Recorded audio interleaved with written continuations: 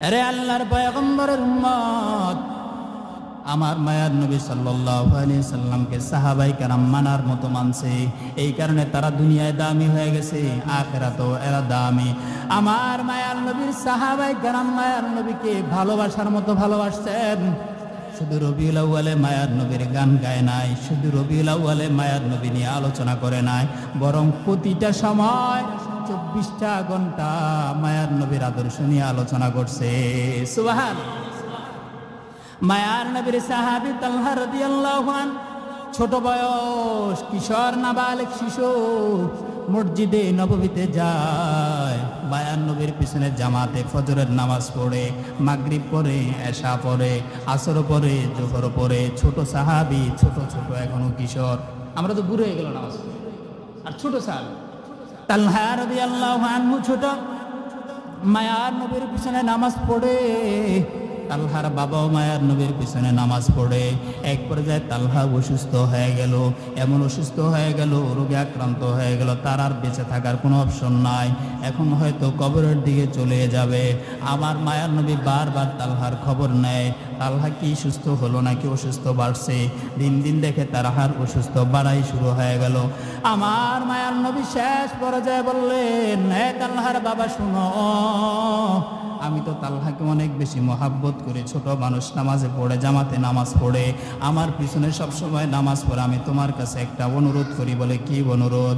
এ তালহার বাবা, তালহা যদি দুনিয়া থেকে বিদায় নেয়, আমি নবী তাকে দাফন কাফন দিব, আমি নবী তার জানাজা পড়াবো। বলেন সুবহানাল্লাহ। কালকে জোরে কর না সুবহানাল্লাহ। একজন ছোট মানুষের জানাজা রাসূল নিজে বলতেছে, তোমার কাছে আমি একটা ওয়াদা দেই, আমার ওয়াদাটা রাখো। কি?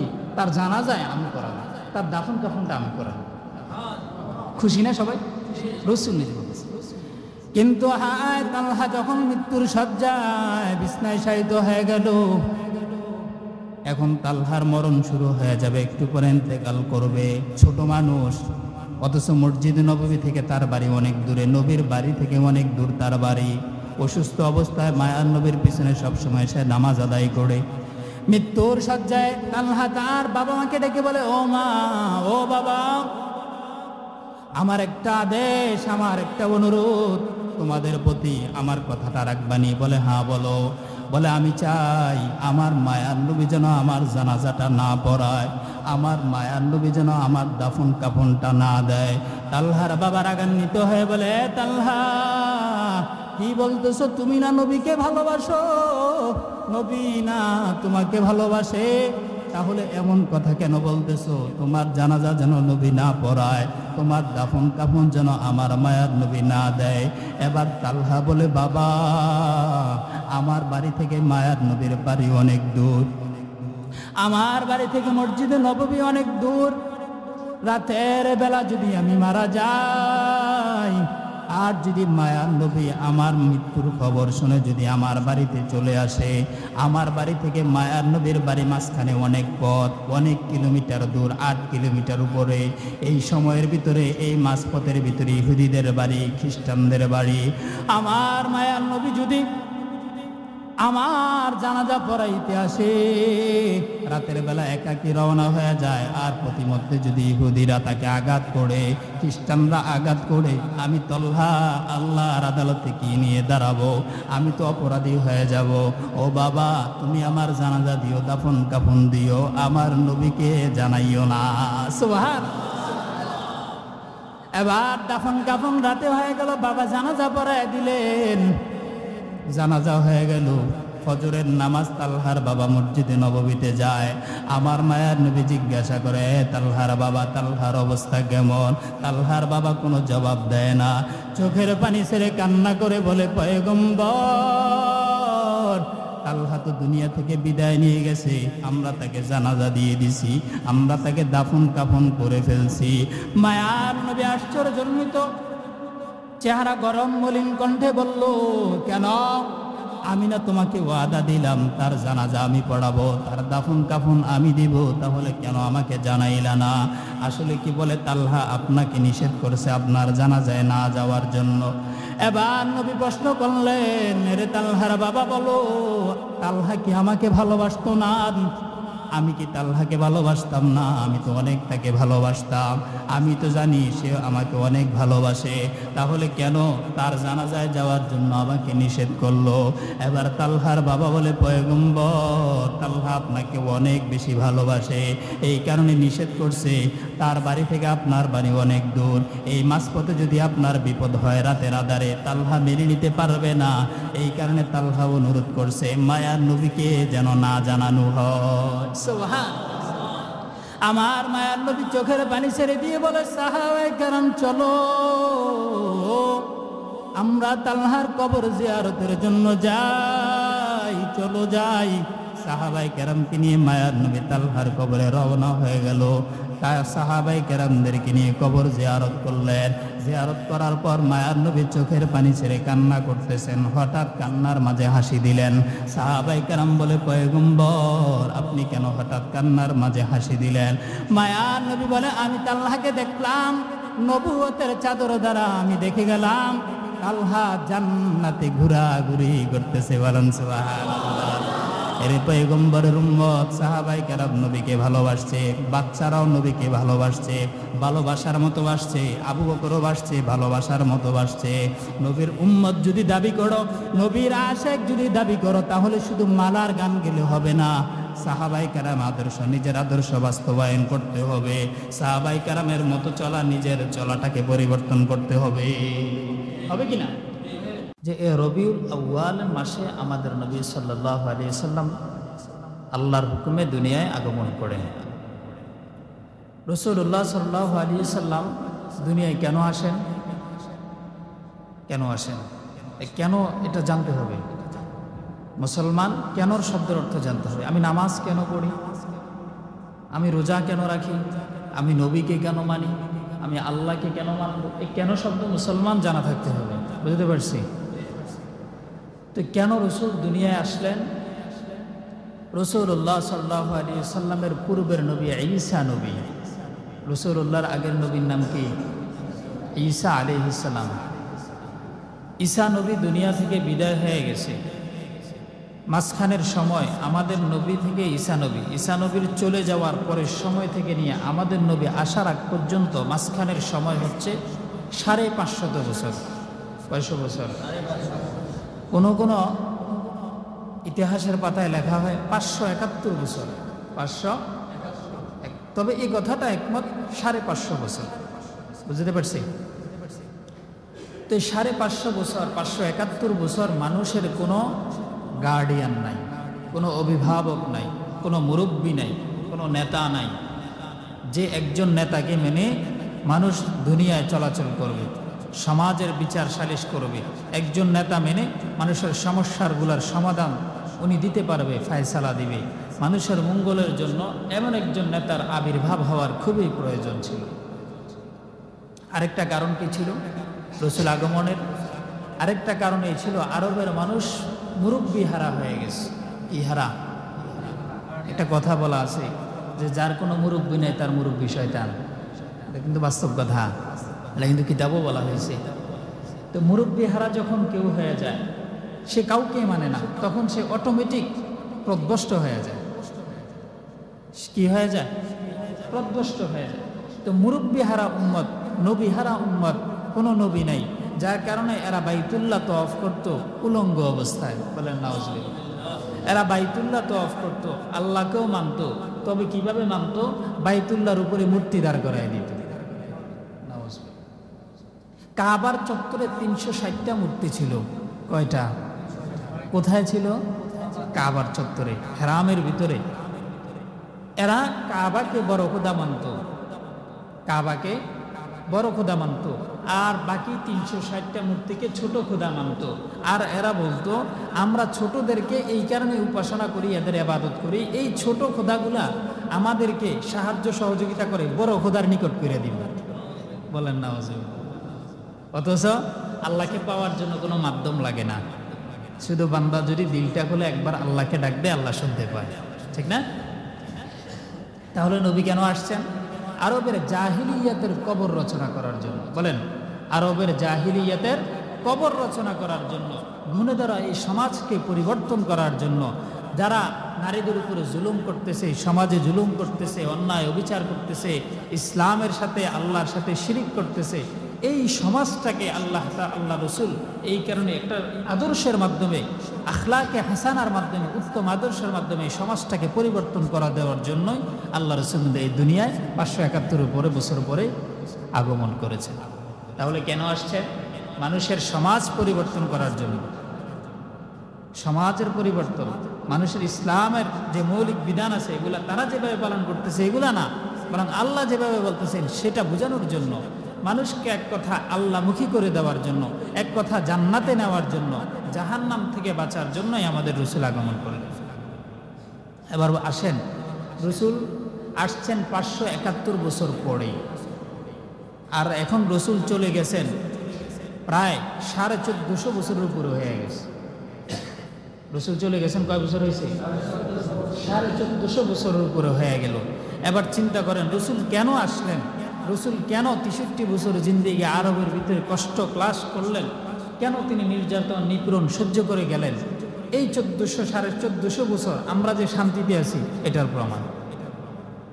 আমরা যে আল্লাহ চিনছি, এই রসুলের 63 বছরের জিন্দেগির কষ্টের ফল এটা। বুঝতে পারছি? এখনো অনেক মানুষ আল্লাহ চিনে না, এখানে অনেক মানুষ নবী চিনে না। তো ছোট্ট করে একটু ইতি টানবো। আল্লাহকে চিনার জন্য, রসুলকে চিনার জন্য, রসুলকে বোঝার জন্য রবিউল আউয়াল মাস, রসুলের সিরাত, রসুলের আদর্শ, আখলাকে হাসানা জানার জন্য, বোঝার জন্য, রসুলকে যারা দেখছেন, আসহাব যারা, সাহাবি যারা, যারা সচক্ষে চাক্ষুষ সাক্ষ্য যারা, রসুলকে সোহবতে ছিলেন যারা, প্রতিনিয়ত হাঁটতে চলতে উঠতে বসতে ঘুমাইতে যারা রসুলকে দেখছেন সরাসরি, এদের থেকে রসুল্লাহ সাল্লাল্লাহু আলাইহি সাল্লাম অনেক কিছু জানছেন, রসুলও নিজে জানাইছেন। এদের মাধ্যমে আমাদের রসুলকে মাপকাঠি আমাদের আওতায় আনতে হবে।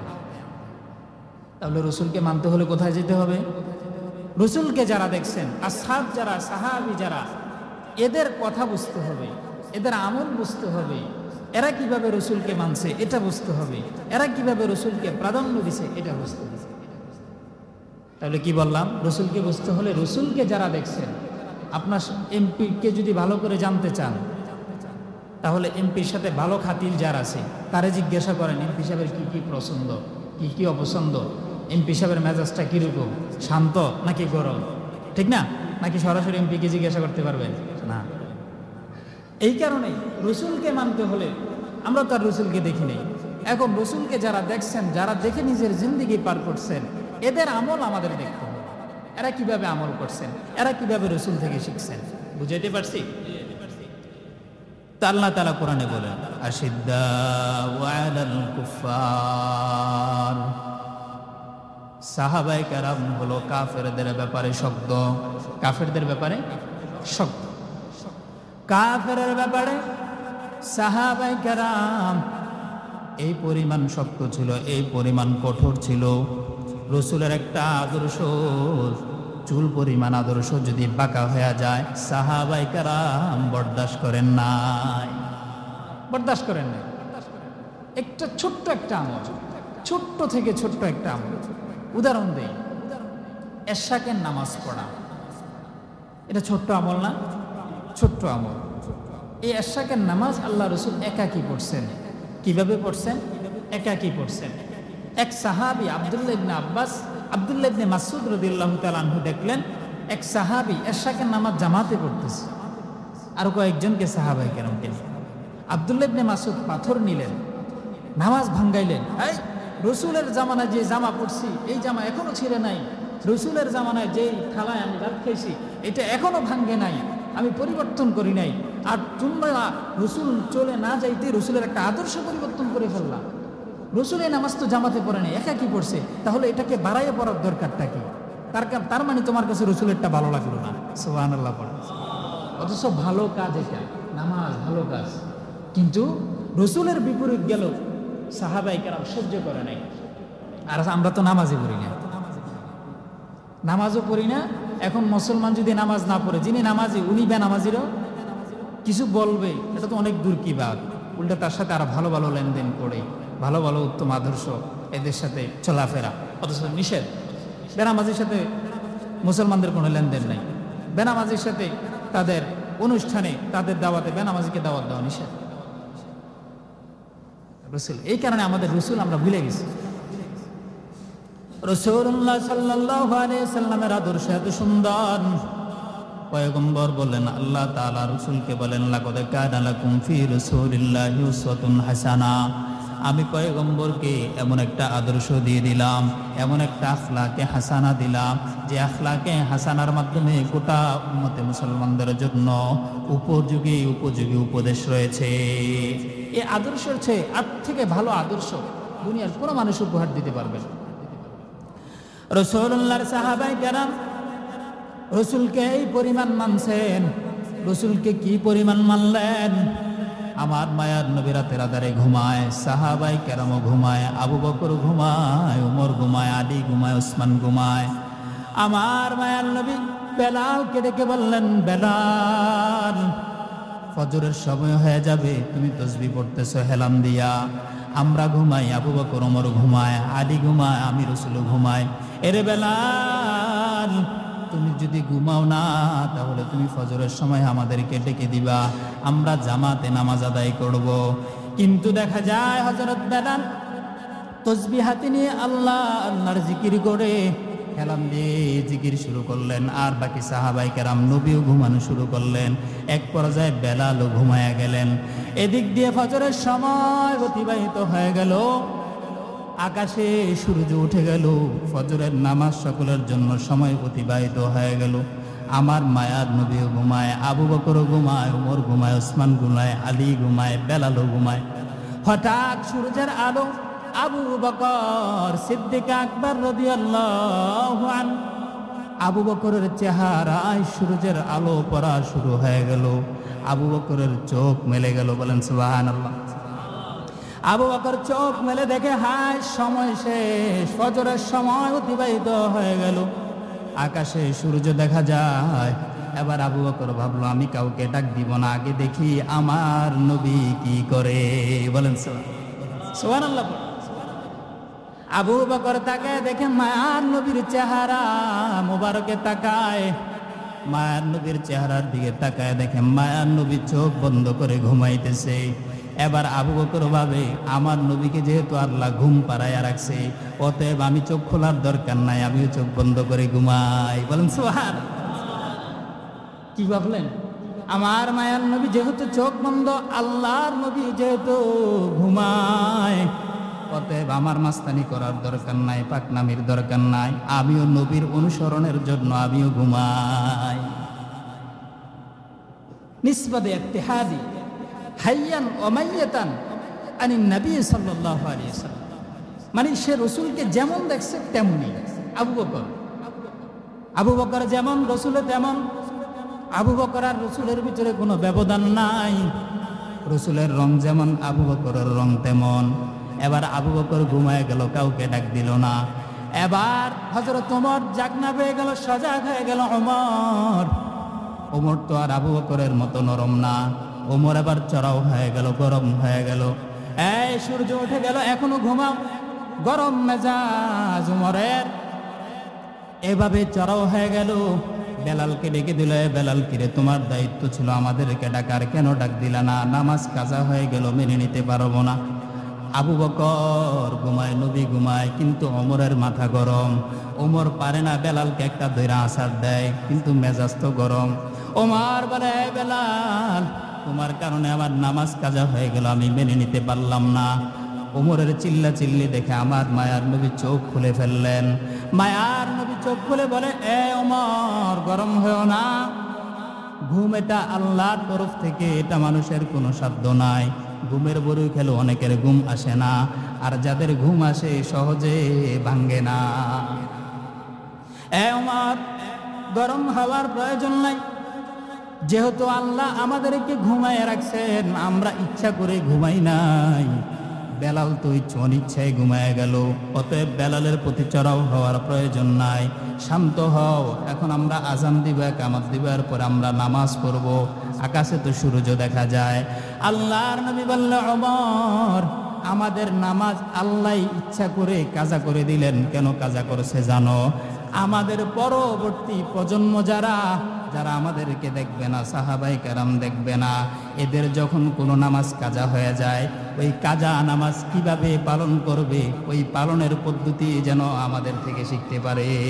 সুবহান। তাহলে মুবারক জামাত, যেই সাহাবায়ে কেরামের গুনাহ নাই, ওই সাহাবায়ে কেরাম, ওই নবী, যেই নবীর কোনো গুনাহ নাই, ওই নবীরও নামাজ কাজা কেন হইল? আমাদের জন্য। কার জন্য? আমার কথা বোঝেন নাই তো, একটু আওয়াজ দিয়ে বললেন। কার জন্য নামাজ কাজা হইল? আমাদের জন্য। কেন? আমাদের যখন নামাজ কাজা হবে, এখন যদি আমরা বলি আমার নবী জীবনে কাজা নামাজ পড়ে নাই, তাহলে আমরাও তো পড়ব না। অথবা কাজা নামাজ নবী কিভাবে আদায় করছে আমরা যদি না জানি, এই কারণে আল্লাহ তাআলা সাহাবায়ে কেরামকে জানাইলেন, নবীকেও জানাইলেন কাজা নামাজ কিভাবে পড়তে হয়। সুবহানাল্লাহ। এটা আমাদের জন্য শিক্ষা। সাহাবায়ে কেরামের ভুলগুলো আমাদের জন্য সমস্যার সমাধান, সমস্যার সমাধান। এই কারণে সাহাবায়ে কেরামকে মানা, সাহাবায়ে কেরামকে মানা, না হয় নবী মানা হবে না। আলীকে মানা, উসমানকে মানা, হযরত আবু বকরকে মানা, ওমরকে মানা, না হয় নবী মানা হবে না। এবার মায়ার নবী সূর্য উঠে গেল, আজান দিলেন, একামত হয়ে গেল, জামাতে নামাজ পড়ায় দিলেন। ফিকহের মাসালা হলো, যে ব্যক্তি ঘুমে নামাজ ফজর কাজা হয়ে যায়, ওই বান্দা যখনই সজাগ পাবে, সূর্য যেখানেই থাকুক, ওই বান্দার তখনই ফজরের নামাজ রক্ত শুরু হয়ে গেছে। সুবহানাল্লাহ। এটা কাজা হিসাবে আদায় হবে। এটা ইচ্ছায় না অনিচ্ছায়? অনিচ্ছায় ফেস লাগাই না, আবার ইচ্ছা করে ঘুমাই আমি 10টাতে নামাজ পড়লাম ফজর, না, এই চালাকি চলবে না। তো এখান থেকে শিক্ষার দুটা বিষয়। এক নাম্বার, আবু বকর রসুলকে মানার মতো মানলেন, রসুল যেমন ছিলেন আবু বকর তেমন হয়ে গেলেন। নামাজের জন্য কাউকে ডাকতে রাজি হলো না। কেন? আবু বকর তাকায় দেখলো মায়ার নবী ঘুমায়, অতএব আমিও মায়ার নবীর অনুকরণ করি। সুবহানাল্লাহ। আমার সাহাবায়ে কেরাম, পয়গম্বরের সাহাবায়ে কেরাম আমার মায়ার নবীর কাছে এই পরিমাণ কথা বলেছেন, এই পরিমাণ ভিতরের গোপন কথাগুলো প্রকাশ করেছেন। আমার মায়ার নবীর সাহাবায়ে কেরামরা এমন ছিলেন, আল্লাহর দরবারে একটা ছোট্ট গুনাহ নিয়ে আল্লাহর আদালতে হাজির হতে চায় না।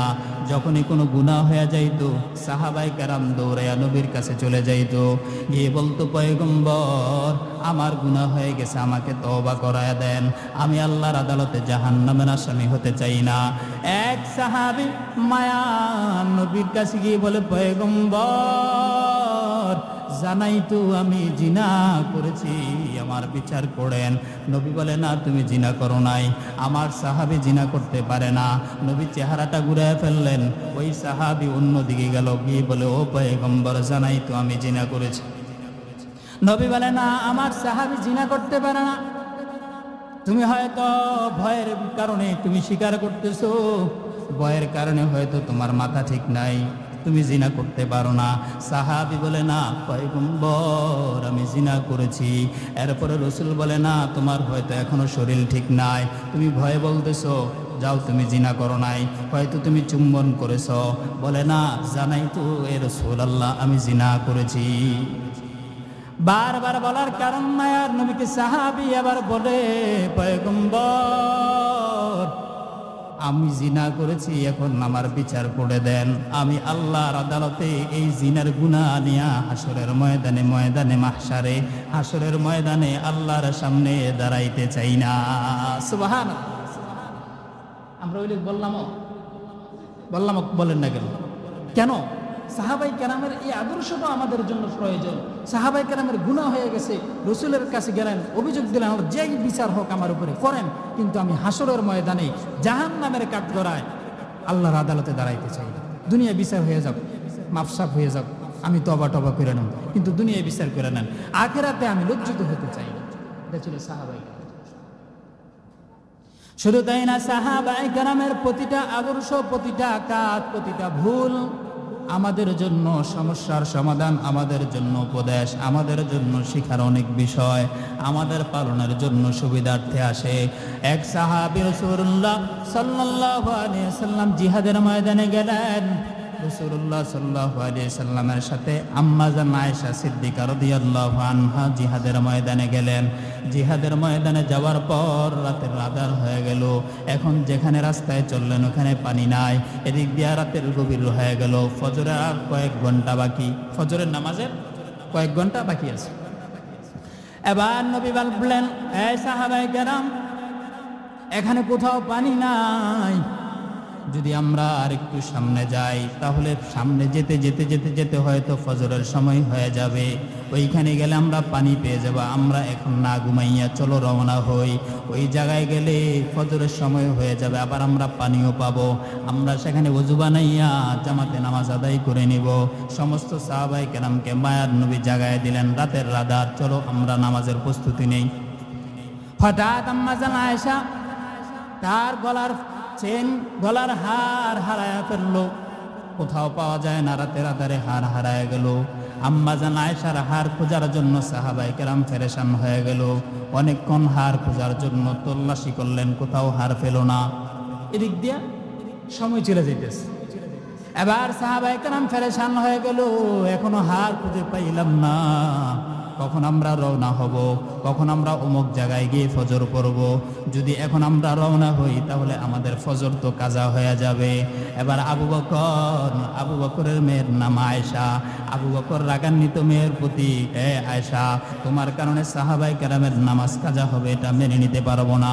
তোমার কারণে সমস্ত সাহাবায়ে কেরামের নামাজটা আল্লাহর আদালতে ভুল হয়ে যাবে, মেনে নিতে পারবো না। আয়েশা রাদিয়াল্লাহু তাআলা আনহাকে আবু বকর শাসন করা শুরু করে দিলেন।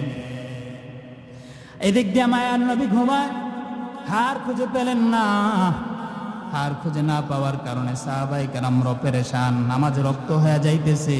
এখন তো আর কোথাও পানিও পাওয়া যাবে না, পানি পাইতে হলে অনেক দূরে যেতে হবে। এখন কি করা যায়? এবার মায়ার নবী এখনো ঘুমায়, যখন দেখে ঘুমের ঘরে জিবরাইল আমিন হাজির। মায়ার নবীর কাছে ওহী নাজিল করলেন। ওহী নাজিল করার পর মায়ার নবীর চোখ খুলে গেল। চোখ খুলে দেখে আবু বকর আয়েশা রাদিয়াল্লাহু আনহার উপরে চড়াও হয়ে গেল। এ আবু বকর, তুমি কেন তোমার মেয়ের উপরে এভাবে গরম হয়ে গেলা? ঘটনা বলে দিল আম্মা জান আয়েশার এই ঘটনা। আম্মা জান আয়েশার হার হারায় গেছে। সাহাবায়ে কেরাম খুঁজতে গিয়ে সময় নষ্ট হয়ে গেল। এখন আমাদের ফজরের নামাজ কিভাবে আদায় করব? আমরা তো পানি পাবো না। আল্লাহর পয়গম্বর বলেন, চড়াও হওয়ার প্রয়োজন নাই। আমার আল্লাহ তাআলা ওহী নাযিল করলেন, ফাতায়াম্মামু সাঈদান তাইয়্যিবা। ও পয়গম্বর, সাহাবায়ে কেরামকে বলে দেন, যেখানে পানি নাই সেখানে তায়াম্মুম করে নামাজ আদায় করলে নামাজ হয়ে যায়। সুবহানাল্লাহ। তাহলে খেয়াল করেন, হার হারাইল, এদিক দিয়ে পানি নাই, কি করবি? সময় চলে যাইতেছে। এখন সাহাবায়ে কেরাম পেরেশান, কিসের জন্য? নামাজের পেরেশান। এখন পেরেশান, নামাজের পেরেশান আমাদের ভিতরে নেই। সাহাবায়ে কেরাম নামাজের পেরেশানি হয়ে, আরে আমরা নামাজ করবো কিভাবে? অমুক জায়গায় না গেলে তো পানি পাবো না। আল্লাহ ওহী নাযিল করলেন সাহাবায়ে কেরামের পেরেশানির জন্য, ফাতায়াম্মামু সাঈদান তাইয়্যিবা। যেখানে পানি নাই সেখানে কি করো? তায়াম্মুম করো, নামাজ হয়ে যাবে। সমস্ত নবীদের জন্য পবিত্রতা হওয়ার জন্য দুইটা অপশন ছিল, এক ওযু, দুই গোসল। কিন্তু আমাদের নবীর জন্য আরেকটা অপশন, ওযু গোসল, না পারলে তায়াম্মুম। সুবহানাল্লাহ। সেদিন যদি আম্মা জান আয়েশার হার না হারানো যাইতো, সেদিন যদি সাহাবায়ে কেরামরা পেরেশান নামাজের জন্য, ওযুর পানির জন্য পেরেশান না হইতো, তাহলে আমাদের জন্য তো তায়াম্মুমের কোনো মাসলা আসতো না। এই কারণে সাহাবায়ে কেরাম প্রতিটা আদর্শ, সাহাবায়ে কেরামের প্রতিটা ভুল, সাহাবায়ে কেরামের প্রতিটা বিপদ আমাদের জন্য আদর্শ। সুবহানাল্লাহ। আল্লাহর পয়গম্বরের সাহাবী এই পরিমাণ নবীকে এই পরিমাণ জানছেন। আমার নবীর সাহাবীরা এই পরিমাণ নবীর প্রতি, নবীর কথাগুলোকে গুরুত্ব দিয়েছেন। আশিদ্দাউ আলাল কুফার, কাফেরদের প্রতি গরম ছিলেন, কখনো নরম ছিলেন না। আমরা তো বেনামাজের প্রতি নরম, আমরা তো ইহুদিদের প্রতি নরম, আমরা তো কাদিয়ানীদের প্রতি নরম, আমরা খ্রিস্টানদের প্রতি নরম, আমরা বেঈমান নাস্তিকের বাচ্চাদের প্রতি নরম। অথচ আমাদের সাহাবায়ে কেরাম, আল্লাহ রাসূলের পয়গম্বরের সাহাবায়ে কেরামরা কখনো নরম ছিলেন না, কখনোই নরম ছিলেন। আল্লাহ রাসূলের সাহাবী, এক সাহাবী এক তাবিকে বলে, এই আমি কি তোমাকে কিছু হাদিয়া দিব? সাহাবীর কাছে তখন তাবি বলে, হ্যাঁ দেন, আমাকে কিছু হাদিয়া দেন। সাহাবী বলতেছে, আমি কি তোমাকে কিছু হাদিয়া দেবো? হ্যাঁ দেন দেন, সমস্যা নেই। আমাদেরকে যদি বলতো হাদিয়া দেই, আমরা মনে করি টাকা পয়সা দিতেছে মনে, হ্যাঁ, জামা কাপড়, স্বর্ণ অলঙ্কার। আল্লাহর পয়গম্বরের সাহাবী বলে, আমি তোমাকে হাদিয়া দিব? বলে, হ্যাঁ দেন। বলে, এই নাও তোমার হাদিয়া। বলে, হাদিয়াটা কি? বলে, আমি তোমাকে একটা আমল শিখায় দেই। যেই বান্দা, আমি সামিউতু আনিন নবী সাল্লাল্লাহু আলাইহি সাল্লাম, আমি মায়ার নবীর কাছ থেকে শুনেছি, মায়ার নবীর জবান থেকে শুনেছি, যেই বান্দা ফজরের নামাজের পর মুসল্লায় বসে থাকবে। কোথায় বসে থাকবে? মুসল্লায় বসে থাকবে সূর্য ওঠা পর্যন্ত। আবার আসরের নামাজের পর সূর্য ডুবা পর্যন্ত যায় নামাজে বসা থাকবে। আর বসে বসে কেউ যদি এই কালিমাটা পড়ে, লা ইলাহা ইল্লাল্লাহু ওয়াহদাহু লা শারীকা লাহু লাহুল মুলকু ওয়া লাহুল হামদু ওয়া হুয়া আলা কুল্লি শাইইন কাদির, এই কালিমাটা কেউ যদি 10 বার পড়ে, আল্লাহ নবী বলেন 4টা গোলাম আজাদের সমপরিমাণ সওয়াব বান্দার আমলনামায় দেয়।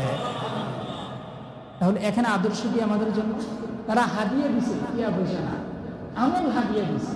এটা সাহাবায়ে কেরাম আদর্শ। এই আদর্শ আমাদের ভিতরে কি হাদিয়া দিছে? আমল হাদিয়া দিছে। ও ভাই, তুমি কি আমলটা জানো?